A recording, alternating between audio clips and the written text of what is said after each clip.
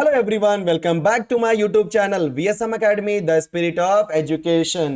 So आज मैं जो स्टार्ट करने वाला हूँ परम्यूटेशन एंड कॉम्बिनेशन, ऑलरेडी मैंने लास्ट टाइम एक लेक्चर जो चैप्टर था हमारा फिनिश कर दिया, दैट इज क्यूनेस। तो आज का जो कॉन्सेप्ट है वो लोग किसके ऊपर है, परम्यूटेशंस एंड कॉम्बिनेशंस के ऊपर। तो जो परम्यूटेशंस एंड कॉम्बिनेशंस है उसमें मैं आपको सिखाऊंगा एग्जैक्टली परम्यूटेशन कॉम्बिनेशन होता क्या है। एक चीज और बता देना चाहता हूं, ये चैप्टर कुछ ज्यादा इंपॉर्टेंट बड़ा चैप्टर बन जाता है क्योंकि इसके अंदर जो नंबर ऑफ एक्सरसाइजेस हैं 7 एक्सरसाइज है, first point. And second point मैं आपको बता देना चाहता हूं इसके अंदर कि जो एक्सरसाइज है, जैसे मैं बोलूंगा एक्सरसाइज 1 2 3 4 5 6 7, फर्स्ट एक्सरसाइज आपका फंडामेंटल्स ऑफ प्रिंसिपल काउंटिंग के ऊपर, बोलो किसके ऊपर है, फंडामेंटल्स ऑफ प्रिंसिपल काउंटिंग के ऊपर। और जो आपका सेकेंड एक्सरसाइज है उसको हम बोलते हैं फैक्टोरियल नोटेशन पे, ठीक है। सो फर्स्ट प्रिंसिपल आपका फंडामेंटल्स ऑफ प्रिंसिपल काउंटिंग के ऊपर है, सेकेंड एक्सरसाइज है फैक्टोरियल नोटेशन के ऊपर, फिर थर्ड एक्सरसाइज आपका आता है परम्यूटेशन के ऊपर, राइट। फिर परम्यूटेशन के कॉन्सेप्ट है, फिर कॉम्बिनेशन के कॉन्सेप्ट है, फिर कॉम्बिनेशन के ऊपर कुछ एप्लीकेशंस है, तो वो सारी चीजें वन बाय वन करेंगे। तो पहले मैं आज आपको बता देता हूं एग्जैक्टली परम्यूटेशन कॉम्बिनेशन का मीनिंग क्या होता है, एंड उसके बाद मैं आपको बताऊंगा फैक्टोरियल क्या होता है, राइट। बहुत बहुत बेसिक इंट्रोडक्शन, हम ऑलरेडी जब एक्सरसाइज आएगा तो वहां पे और भी कुछ सीखेंगे, लेकिन बेसिक बता देना चाहता हूं, ठीक है। सो सबसे पहले हम बात करते हैं परम्यूटेशंस के बारे में। एग्जैक्टली परम्यूटेशन वर्ड का मीनिंग क्या होता है, परम्यूटेशन, ओके, एंड कॉम्बिनेशन। बहुत इजी है, ध्यान दो। सो परम्यूटेशन का मतलब ये होता है, जैसे अगर मैं दूसरे वर्ड में बात करूंगा इसका मीनिंग के लिए, तो परम्यूटेशन मतलब अरेंजमेंट, ओके। एक वर्ड का मीनिंग या डेफिनेशन अरेंजमेंट, और कॉम्बिनेशन बोल दिया मतलब सिलेक्शन, ओके स्टूडेंट्स, परफेक्ट। सो परम्यूटेशन का मीनिंग होता है अरेंजमेंट एंड कॉम्बिनेशन का मीनिंग होता है सिलेक्शन। जैसे मैं एग्जांपल देता हूं कि मान लो कि मेरे पास यहां पे दो चेयर है या दो प्लेस है, प्लेस नंबर 1 प्लेस नंबर 2। अब दो लोगों को मुझे यहां पे अरेंज करना है, मतलब दोनों को बैठाना है। सो मान लो बंदा है, एक बंदा है ए और दूसरा बंदा है बी। तो यहां पे इसको मैं कैसे बैठाऊंगा, ध्यान दो। मान लो मैं ए को यहां बैठाता हूं, बी को यहां बैठा देता हूं, परफेक्ट। या बी को यहां पे बैठाऊं, ए को यहां पे बैठा दूं। मतलब ए और बी को बैठाने के लिए यहां पे मेरे पास कितने तरीके हैं, दो तरीके, दो ही तरीके से बैठा सकता हूं क्योंकि मुझे उनको अरेंज करना है। बैठाना मतलब ये अरेंज करना। सो अगर कोई प्लेसेस है वहां पे मुझे चीजों को अरेंज करना है तो इसको हम बोलते हैं अरेंजमेंट। और ये किसका कॉन्सेप्ट है, बोलो परम्यूटेशन का कॉन्सेप्ट। तो परम्यूटेशन मतलब अरेंज, कंफर्म। जैसे एग्जांपल, एक क्रिकेट टीम के अंदर 11 प्लेयर होते हैं। पहले कौन जाएगा, मतलब ओपनर कौन होगा, फिर ओपनर के बाद थर्ड प्लेस पे मतलब फर्स्ट डाउन, फिर थर्ड प्लेस पे, फोर्थ प्लेस पे, फिफ्थ प्लेस पे, सिक्स प्लेस पे एंड सो ऑन। तो पहले प्लेस पे वो लोग कौन जाता है अपना, फॉर एग्जांपल अभी करंट टेस्ट टीम की बात करेंगे तो पहले प्लेस पे मयंक अग्रवाल हो गया, देन उसके बाद गिल हो गया, ये दो बंदे आ गए। फिर थर्ड प्लेस पे आपका पुजारा चला जाएगा। फोर्थ प्लेस पे अगर हम बात करेंगे तो विराट कोहली हो गया। तो ये अरेंजमेंट हो गया, ये अरेंजमेंट हो गया, क्योंकि इट इज नॉट नेसेसरी कि मयंक अग्रवाल पहले प्लेस पे, हो सकता है वो सेकंड पे भी आ सकता है, थर्ड पे भी आ सकता है, fourth fifth six seven eight nine 10 11। मतलब ये 11 के 11 प्लेसेस ओपन है मयंक अग्रवाल के लिए, लेकिन वो ओपनर बैट्समैन है तो उसको मैंने फर्स्ट पे भेज दिया, समझ गए कि मैंने अरेंजमेंट कर दिया उनके, बोलते हैं उनके, बोल सकते हैं उनके क्वालिटी के हिसाब से, उनके बैटिंग क्वालिटी के हिसाब से। अगर कोई बॉलर इसको फर्स्ट प्लेस पे भेजोगे नहीं, वो लास्ट में ही आने वाला है, टेल एंडर जिसे बोलते हैं। कोई विकेट कीपर है तो बैट्समैन के बाद आने वाला है, समझ गए। कोई ऑलराउंडर है तो विकेट कीपर के बाद आने वाला। तो एक ये रूल है, रेगुलेशन है कि भाई हम लोगों को इस तरीके से चीजों को अरेंज करना है, कंफर्म, यस। सो परम्यूटेशन का मतलब क्या होता है, अरेंजमेंट।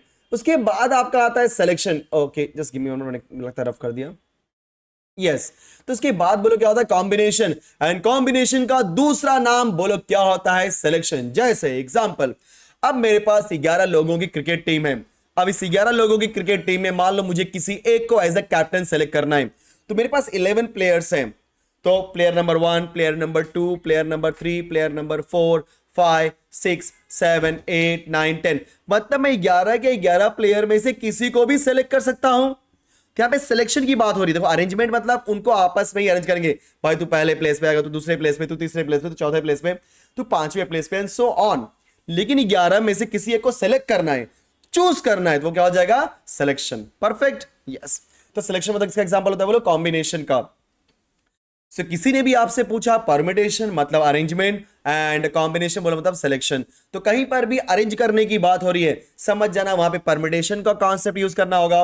और कहीं पर भी अगर अरेंज सिलेक्शन की बात हो रही है तो वहां पे किसकी बात करेंगे हम लोग, कॉम्बिनेशन के बारे में। Perfect, very good. अब इसके बाद इसके अंदर जो नया कॉन्सेप्ट आता है it is what, factorial notation. अब ये फैक्टोरियल नोटेशन क्या होता है समझने की बात करते हैं। फैक्टोरियल नोटेशन सेकंड एक्सरसाइज में फैक्टोरियल को मैं और डिटेल में एक्सप्लेन करूंगा, but as a basics permutation combination में मैं ये बता देना चाहता हूं क्या होता है।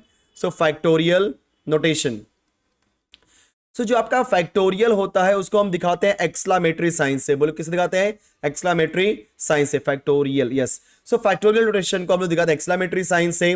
इसका मीनिंग क्या होता है ध्यान देना। अगर मेरे पास कोई एक नंबर है, मान लो उस नंबर को मैं दिखाता हूं n से। अगर आपको निकालना है n फैक्टोरियल तो आप क्या लिखोगे, n के बाद ऐसा एक्सक्लामेटरी साइन। इसको हम रीड कैसे करेंगे, n फैक्टोरियल। और n फैक्टोरियल का मीनिंग क्या होता है ध्यान देना।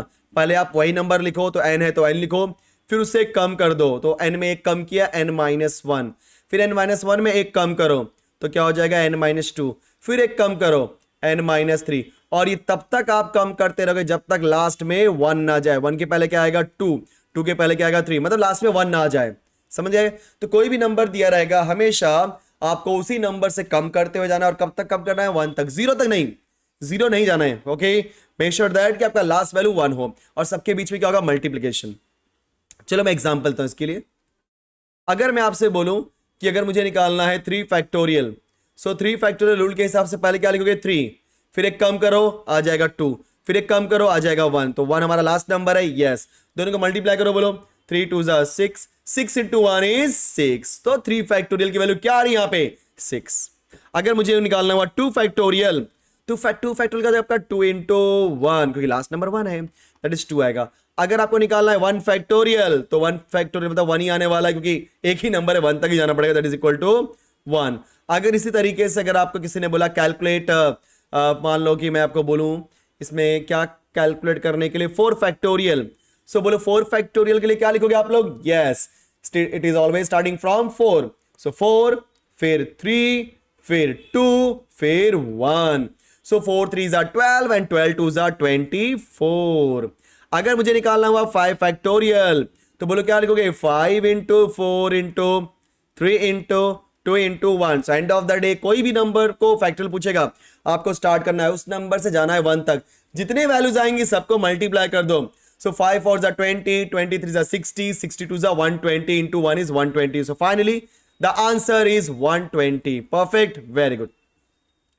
सो इस तरीके से हम फैक्टोरियल निकालते हैं। एक चीज और, एक रूल है कि 0 फैक्टोरियल की वैल्यू क्या होती है, 1 होती है। 0 फैक्टोरियल की वैल्यू 0 नहीं होती है, 1 होती है। एक तरह से आपका अजम्पशन इन द सेंस एक आपका एक्सेप्शन है, इसको मान के चलो, कहीं पर भी 0 फैक्टोरियल का बोलो क्या हो जाएगा आपका 1। तो ये कॉन्सेप्ट किसका है, बोलो फैक्टोरियल का। अब फैक्टोरियल का कॉन्सेप्ट एक्सप्लेन करने के बाद अब हमारा आता है नेक्स्ट कॉन्सेप्ट, जिसे हम बोलते हैं फंडामेंटल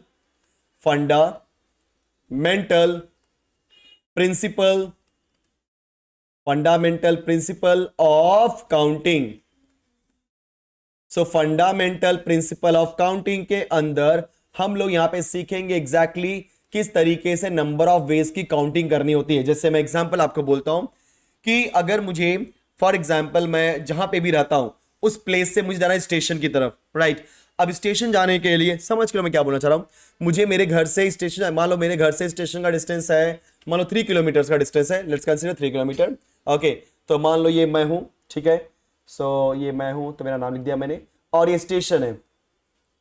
ओके, अब मुझे जाना है स्टेशन तरफ, तो मुझे कौन कौन से साधन यूज कर सकता हूं, तो मैं जा सकता हूं बाई वॉक, मतलब पैदल, मैं पैदल जा सकता हूं। दूसरा, मैं मेरी बाइक यूज कर सकता हूं, ओके, सो मैं बाइक के थ्रू जा सकता हूं। तीसरा, अगर मेरे पास कार है तो मैं कार के थ्रू जा सकता हूं। फोर्थ वन, मान लो बस तो मेरे पास नहीं है, बट हाँ गवर्नमेंट की बस होगी तो बस के थ्रू जा सकते हैं। और क्या, और अगर कोई शेयर ऑटो रिक्शा होगा तो हम लोग शेयर के थ्रू जा सकते हैं। तो देखा जाए तो मेरे पास कितनी पॉसिबिलिटीज हैं, यस मेरे पास बाई वॉक की पॉसिबिलिटी है, बाइक की पॉसिबिलिटी है, देन मैं बात करूंगा कार के बारे में तो कार की पॉसिबिलिटी है, बस एंड शेयर, तो टोटल मेरे पास 5 पॉसिबिलिटीज हैं। मतलब मेरे पास 5 तरीके हैं मुझे मेरे घर से स्टेशन जाने के लिए, लेकिन एक टाइम पे तो मैं एक ही यूज करूंगा, लेकिन बोलने के लिए कितने तरीके हैं, 5 तरीके, मतलब 5 ways. So how many ways are there, तो आप क्या बोलोगे, sir we are having 5 ways from MB to station. Perfect, तो स्टेशन जाने के लिए मुझे मेरे घर से 5 तरीके हैं, लेकिन कोई एक यूज करूंगा। तो मैंने यहां पे काउंटिंग की, 1 2 3 4 5 काउंटिंग की, इसे हम बोलते हैं फंडामेंटल प्रिंसिपल ऑफ काउंटिंग। अब इस फंडामेंटल प्रिंसिपल ऑफ काउंटिंग के अंदर दो चीजें आती हैं। The first one is we can say that addition principle. First one is addition principle, मतलब जब कभी भी हमें काउंटिंग करनी होती है तो कभी कभी हमें ऐड करना होता है वैल्यूज को, कभी कभी मल्टीप्लाई करना होता है, लेकिन कब ऐड करना होता है कब मल्टीप्लाई करना होता है ये सबसे बड़ा प्रॉब्लम होता है, लोग बहुत कंफ्यूज होते हैं। सो उसको हम बोलते हैं addition principle. Let me write the principle first, addition principle, and the second one is multiplication principle, 1 by 1 multiplication principle. अब ध्यान से समझने की बात है, मैं इसको मैथमेटिकल डेफिनेशन दूंगा तो कभी आप समझ ही नहीं पाओगे, इसको नॉर्मल वे से समझने की बात करते हैं। जैसे मैंने आपको यहाँ पे एग्जांपल जो दिया था, सो अगर मुझे मेरे घर से स्टेशन की तरफ जाना है तो बाई वॉक एक है, एक तरीका है जाने का, दूसरा बाय बाइक दूसरा तरीका है, बाई कार तीसरा तरीका है, बाई बस फोर्थ तरीका है या पांचवा तरीका है, और बाई शेयर हो गया आपका पांचवा तरीका। सो एक बस का है, एक वॉक का है, बाइक का है, कार का है, शेयर का है, मतलब ये 5 तरीके, मतलब मैं 5 में से कोई भी यूज कर सकता हूं अपने घर से स्टेशन जाने के लिए। तो हर एक तरीकों को ऐड करते हैं, सब एक एक तरीके हैं, तो 1 + 1 + 1 + 1 + 1 दैट इज इक्वल टू 5। सो मेरे कहने का तात्पर्य यहां पे ये होता है कि अगर मैं कोई काम कर रहा हूं, उस काम को करने के कितने तरीके हैं, तो आप बोलोगे ना सर इसको मैं ऐसे भी कर सकता हूं, सर इसको मैं ऐसे भी कर सकता हूं, मतलब आइदर दिस वन और दिस वन।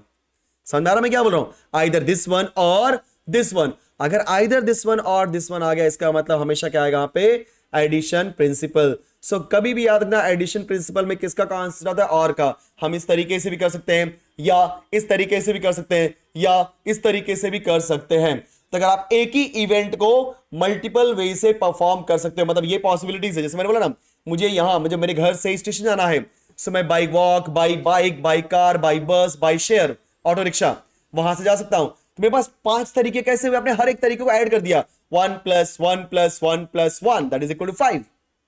ओके, सो मेरे कहने का मतलब यहां पे ये होता है एडिशन प्रिंसिपल के अंदर कि जब कभी भी आपके पास एक काम को परफॉर्म करने के लिए मल्टीपल वेज होंगे तो हर एक वे को आप ऐड कर दो, that is what addition principle. Okay, अब आते हैं मल्टीप्लिकेशन प्रिंसिपल के बारे में। सो एग्जैक्टली क्या मीनिंग होता है मल्टीप्लिकेशन प्रिंसिपल का। मान लो मुझे एक काम परफॉर्म करना है, लेकिन उस काम को मैंने मल्टीपल पार्ट में डिवाइड कर दिया। जैसे एग्जांपल मैं लेता हूं, मान लो मुझे ए से बी जाना है, मान लो ए आपका है, लेट्स कंसीडर मुंबई, ठीक है, ए है आपका मुंबई और बी मान लो है बैंगलोर, ठीक है। सो बैंगलोर ले लिया मैंने। अब डायरेक्टली मान लो कि मुझे ए से बी जाने के लिए कोई रास्ते नहीं है, तो मान लो बीच में कोई एक बंदा है सी, ठीक है, समझ लो मैं क्या बोल रहा हूं यहां पे, ध्यान देना। सो अब मैंने क्या किया, यहाँ पे डिवाइड कर दिया, क्या कर दिया यहाँ पे, डिवाइड कर दिया सेंस फॉर एग्जांपल ए से सी जाने के लिए मैं बस का यूज कर लेता हूँ, या तो मैं ट्रेन का यूज करता हूँ, या तो मैं एक क्लास ले लेता हूँ एयरवेज मतलब फ्लाइट, ठीक है। उसके बाद बी प्लेस लाने के लिए सी पे, जैसे मैं बस यूज किया तो सी पे आ गया, राइट ना ऐसा। तो सी पे आने के बाद सी से बी जाने के लिए मैं कार यूज कर सकता हूँ, या तो मैं फॉर एग्जांपल बस यूज कर सकता हूं, ठीक है। सो मुझे एक सिंपल सा आंसर दो, ए से सी तक जाने के लिए कितने वेज होंगे, 3 वेज, क्योंकि आप 3 तरीके से ए से सी तक पहुंच सकते हो। देखो यहां पे मैंने 3 वेज बोल दिया, मतलब ये कौन सा कॉन्सेप्ट है, yes it is what addition principle, ठीक है। उसके बाद अगर मुझे सी से बी जाना है, तो सी से बी जाने के लिए बोलो या तो मैं कार यूज कर सकता है, तो मैं बस यूज कर सकता हूं, मतलब मेरे पास 2 ही तरीके हैं। तो यहां पे कितने वेज हो गए, 2 वेज। तो समझने की बात करो कि from A to C we are having 3 ways, but from C to B हमारे पास 2 ही तरीके हैं, right. So fundamental principle of counting के हिसाब से पहले हमने यहां पे एडिशन थ्योरम अप्लाई कर दिया। अब बोलोगे सर आपने अभी तक तो मल्टीप्लिकेशन थ्योरम अप्लाई ही नहीं किया हुआ है, तो कैसे करोगे बताओ जरा। यहां पे देखो कैसे करेंगे, तो मुझे बताओ एक्चुअल जो मेरा ऑब्जेक्टिव है ए से बी तक के जाने का है, लेकिन उस ऑब्जेक्टिव को कंप्लीट मतलब ए से बी जाने के लिए उसको 2 पार्ट में डिवाइड किया, from A to C then C to B. तो ए से सी में जो नंबर ऑफ वेज आएगा और सी से बी में जो नंबर वेज आएगा, दोनों को मल्टीप्लाई कर देंगे। सो हमारे पास ए टू सी जाने के लिए कितने वेज हैं, 3 वेज, और सी से बी जाने के लिए कितने वेज हैं, 2 वेज। तो दोनों को जब मल्टीप्लाई करेंगे तो आपको टोटल नंबर ऑफ वेज क्या हो जाएगा, 6 वेज। मतलब ये होता है कि अगर मुझे ए से बी तक पहुंचना है, बोलो कहां तक पहुंचना है, ए से बी तक, तो मैं 6 तरीकों से पहुंच सकता हूं। तो 6 तरीके कैसे बनेंगे मैं आपको समझाता हूं। मान लो मैंने बस लिया, अगर मैंने ए से सी के लिए बस लिया, ठीक है, तो ए से सी से बस लेने के लिए जब सी से बी जाऊंगा, राइट ना, तो मैं क्या यूज करता हूं, या तो कार ले सकता हूं या तो बस ले सकता हूं, राइट ना। सो बस टू कार, बस टू बस, परफेक्ट, क्योंकि हमने ए से सी में बस यूज किया, देन सी से बी जाने के लिए तो मैं कार लूं या तो बस लूं, तो कॉम्बिनेशन क्या बनेगा, बस का कार के साथ में, बस का बस के साथ में, बराबर। उसके बाद जब मैं ट्रेन पकड़ता हूं, मान लो मुझे ए से सी तक जाना है ट्रेन के through, so from A to C मैं कहां जा रहा हूं, ट्रेन से। जब ट्रेन से उतर गया सी स्टेशन पे, अब सी से बी जाने के लिए मुझे या तो कार ले रहा हूं या तो बस ले रहा हूं, तो ट्रेन से मैंने कार का कॉम्बिनेशन ले लिया या ट्रेन से मैंने बस का कॉम्बिनेशन ले लिया। ओके, यहां पे भी मेरे पास 2 तरीके आ गए। नाउ अगर मैं फ्लाइट लेता हूं, ध्यान देना सब लोग, अगर मैं यहां पे फ्लाइट लेता हूं, सो फ्लाइट से, अगेन फ्लाइट तो मैंने कहां लिया, ए से सी तक का, राइट ना, देन सी से बी जाने के लिए क्या कॉम्बिनेशन बच जाएगा, फ्लाइट से कार का, एंड बाद में फ्लाइट से आपका बस का, कंफर्म। तो ये 6 तरीके बनते हैं, 2 + 2 + 2 that is equal to 6 ways. मतलब इस 6 वेज में से कोई भी वे यूज करो, आप ए से बी पहुंच जाओगे। आप समझे कैसे हुआ। तो यहां पे मैंने मल्टीप्लाई क्यों किया, क्योंकि ए से सी, क्योंकि मेरा एक्चुअल ऑब्जेक्टिव क्या था, ए से बी तक का, राइट मेरा मेन ऑब्जेक्टिव क्या था स्टूडेंट्स, ए से बी तक का। तो मैंने ए से सी 3 वे से कवर किया, सी से बी 2 वे से कवर किया। अब ध्यान रखना, दोनों को अगर हम कवर करेंगे तभी मुझे ए से बी मिलेगा, तो दोनों को मल्टीप्लाई कर देंगे, क्योंकि हमें फर्स्ट वे भी यूज करना है एंड सेकंड वाला भी यूज करना है। ए से सी का भी कॉम्बिनेशन यूज करना है, सी से बी का भी कॉम्बिनेशन यूज करना है, दोनों यूज करेंगे तभी मैं ए से बी पहुंच सकता हूं, अदरवाइज नहीं। कोई बोलेगा सर हम लोग ए से सी यूज करते हैं, क्या मैं बी पहुंच सकता हूं क्या, इम्पॉसिबल, क्योंकि ए से सी के लिए आप यही पॉसिबिलिटीज है, फ्रॉम सी टू बी के लिए आपके पास ये पॉसिबिलिटीज है, clear. So 3 into 2 that is equal to 6 ways. So that is known as fundamental principle of counting of multiplication principle and this is what addition principle. तो I hope कि आपको मैंने पूरा का पूरा कॉन्सेप्ट एक्सप्लेन किया होगा। चलो इसके ऊपर एग्जांपल लेते हैं।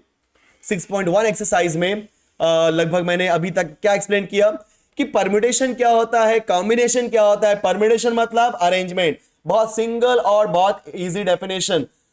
किसी ने भी आपसे पूछ दिया सर परम्यूटेशन, बोलो arrangement, that means arrangement of the object, arrangement of events, बात खत्म। एंड कॉम्बिनेशन बोल दिया मतलब सिलेक्शन। ओके, एग्जांपल में क्रिकेट टीम का एग्जांपल दे देना जैसे मैंने आपको सिखाया, राइट। एंड उसके बाद मैंने सिखाया कि भाई ये क्या बोलते हैं फैक्टोरियल नोटेशन क्या होता है।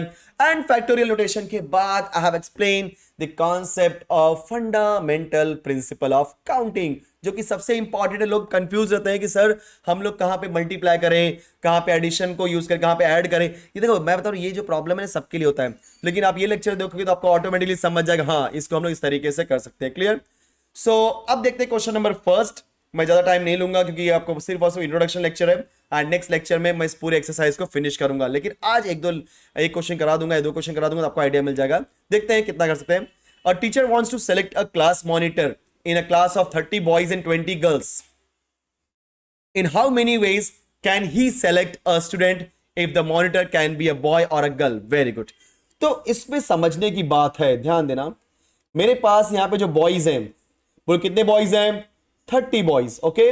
और यहाँ पे गर्ल्स कितनी हैं, 20 गर्ल्स। नाउ अगर हम बात करें क्लासरूम, तो मेरे क्लासरूम में 30 बॉयज हैं, 20 गर्ल्स हैं। जब मैं इसका निकालूंगा टोटल, राइट, सो बोलो कितना आएगा, 50। टोटल निकालने पे मेरी वैल्यूज क्या आएगी, बोलो 50। बहुत ध्यान से समझने की बात है यहाँ पे कि बॉयज है 30 एंड गर्ल्स है 20, तो दोनों को ऐड किया 20, 40, 50 आ गया। तो उसने कंडीशन क्या बोला है कि find the number of ways that he can select a student if the monitor can B boy और अ गर्ल। मतलब मुझे इस 30 + 20 मतलब 50 स्टूडेंट में से कोई एक बच्चे को सेलेक्ट करना है और बताना है कि वो बच्चा मॉनिटर है। लेकिन वहां पे स्पेसिफाई नहीं किया है कि ये जो मॉनिटर है वो लड़का ही हो सकता है, ये मॉनिटर लड़की हो सकती है। उसने क्या बोला, कोई भी हो सकता है। कोई मतलब रैंडमली आंख बंद करके पकड़ लो किसी को, जो आएगा वो मॉनिटर। आंख बंद किया गया, ये ले पकड़ा, आ गया अंदर। तो कहने का मतलब यहाँ पे रैंडमली हो रहा है, यहाँ पे स्पेसिफाई नहीं किया है कि बॉय आना चाहिए कि गर्ल आना चाहिए। सो इसका मतलब ये होता है कि number of ways for selecting, number of ways for selecting what, monitor. और कंडीशन क्या दिया यहां पे कि वो कोई भी हो सकता है, राइट। एक वो आपका लड़का भी हो सकता है, लड़की भी हो सकता है, इसका मतलब आप कोई भी हो सकता है, मतलब 50 में से सेलेक्ट करो। तो 50 में से सेलेक्ट करोगे मतलब आपके पास 50 चांसेस है ना, मतलब 50 लोग हैं मॉनिटर सेलेक्ट करने के लिए, मतलब पूरे 50 को लाइन से खड़ा कर दो, तो आपके पास 50 चांसेस है भाई, 50 वेज है। इन 50 में से किसी एक को भी मॉनिटर सेलेक्ट करूंगा, लेकिन सेलेक्ट एक ही करोगे। ध्यान से सुना, सिलेक्ट आप एक ही करोगे, लेकिन सेलेक्ट करने के लिए कितने लोग यहाँ पे 50 लोग हैं ना, तो पकड़ लो किसी को एक को भी। तो 50 में से किसी एक को पकड़ोगे, मतलब कितने वेज हुए, 50 वेज। जैसे बताया था मैंने आपको, यहां से स्टेशन आना है तो 5 तरीके हैं, लेकिन सबसे तो आप एक साथ नहीं जा सकते ना, जाओगे किसी एक से ही। तो 5 में से कोई आपने एक ही किया, बट वेज कितने हुए, 5। तो in general number of veg की बात करते हैं, यहाँ पे वेज कितने हो गए, 5। सिमिलरली हियर ऑल्सो मेरे पास 50 लोग हैं, मेरे पास नंबर ऑफ वेज क्या हो गया, 50। Okay perfect. तो इसलिए हम लोग नंबर ऑफ वेज की वैल्यू यहां पे क्या हो जाएगी, 50। Okay students, perfect. सो ये हो गया हमारा क्वेश्चन नंबर, राइट, 6.1 का क्वेश्चन नंबर 1। एंड इसमें ऐसे भी क्वेश्चन पूछ सकता था, मैं आपको बता देना चाहता हूं कि यहां पे ऐसे भी क्वेश्चन पूछ सकता था कि in how many ways can he select student if the monitor can B boy only. अगर वो बोलता है कि सिर्फ और सिर्फ मॉनिटर लड़का ही होने चाहिए, मतलब मुझे इस तरीके से सेलेक्ट करना है मॉनिटर कि वो लड़का ही होने चाहिए, तो क्या करेंगे हम लोग, 30 बॉयज को लाइन में खड़े करेंगे, 20 गर्ल्स को साइड में कर दे, भाई तुम लोग साइड उतरो, तुम लोग साइड में बैठो, क्योंकि तुम लोग में से मुझे मॉनिटर सेलेक्ट नहीं करना है। तो हमारे पास कितने बॉयज हैं, 30 बॉयज। अब 30 में से किसी एक को सेलेक्ट करेंगे, इसका मतलब कितने वेज हुए, 30 वेज। 30 में से मैं किसी एक को भी ले सकता हूं, so that mean number of ways equal to 30। लेकिन अगर ऐसा क्वेश्चन दिया होता कि in how many ways can he select a student if the monitor can be a girl only, तो सिर्फ लड़की होनी चाहिए। अगर सिर्फ लड़की होनी चाहिए, इसका मतलब कितनी लड़कियां यहां पे, 20 गर्ल्स हैं। सो आप क्या करो, 30 बॉयज को साइड में कर दो, 30 बॉयज को आप साइड में कर दो, अभी 20 गर्ल में से किसी एक को सेलेक्ट करो। तो मेरे पास यहां पे 20 वेज हैं एक मॉनिटर से, क्योंकि 20 गर्ल्स हैं, 20 गर्ल में से मैं किसी एक को भी सेलेक्ट कर सकता हूं। तो मेरे यहां पे नंबर ऑफ वेज कितने होंगे, बोलो 20। कंफर्म। चलो सेकंड क्वेश्चन के पास आते हैं। तो सेकंड क्वेश्चन यहां पे क्या दिया है, in question 1, in how many ways can the monitor be selected if the monitor must be a boy, and what is the answer if the monitor must be a girl. अरे वाह, इसमें दोनों बोल दिया। So number of ways for selecting the monitor if that monitor is boy. So boy कितने यहां पे, 30। तो यहां पे बॉय कितने बोलो, 30। अगर बॉय 30 है, इसका मतलब ये होता है कि मेरे पास 30 चांसेस है मॉनिटर सेलेक्ट करने के लिए। Confirm, very good. सिमिलरली अगर मैं यहां पे गर्ल सेलेक्ट करना है, सो गर्ल को सेलेक्ट करने के लिए यहां पे कितने चांसेस है, 20 चांसेस। क्लियर। सो हम लोग क्या करते हैं इसमें, फटाफट आंसर लिखते हैं, क्योंकि हम लोग को आपको पता है कि एग्जैक्टली कैसे होता है ये। So number of ways to select monitor from 30 boys. Boys कितने, 30। अगर सिर्फ बॉय ही मॉनिटर सेलेक्ट करना है, राइट ना, अगर बॉय को ही मॉनिटर सेलेक्ट करना है, 30 बॉयज है, उसमें से कोई भी एक ले लो ना, तो आपके पास 30 बॉयज हैं, कोई भी एक ले लो, मतलब 30 तरीके हैं लेने के लिए। Yes, that is what 30 ways. And similarly if I want to select a monitor from 20 girls, अब अगर मुझे गर्ल्स को सेलेक्ट करना है, so number of ways to select monitor from 20 girls only, मुझे 20 गर्ल्स में से ही सेलेक्ट करना है, यहां पे 1 लिख दो। ओके, सो बोलो आंसर क्या हो जाएगा, 20 वेज। उसको कितने तरीके से कर सकते हैं हम लोग, 20 वेज से, क्योंकि 20 गर्ल्स हैं तो कोई भी एक सेलेक्ट कर सकते हैं, 20 तरीके हैं ना। यस, वैसे बॉयज के लिए 30 वेज। सो स्टूडेंट्स, हमने यहाँ पे लगभग आपका बेसिक्स एक्सप्लेन किया कि परम्यूटेशन कॉम्बिनेशन क्या होता है, उसके बाद हमने उसके ऊपर कुछ क्वेश्चंस भी करा दिए। तो ठीक है, मिलते हैं नेक्स्ट लेक्चर में। Thank you so much, bye bye.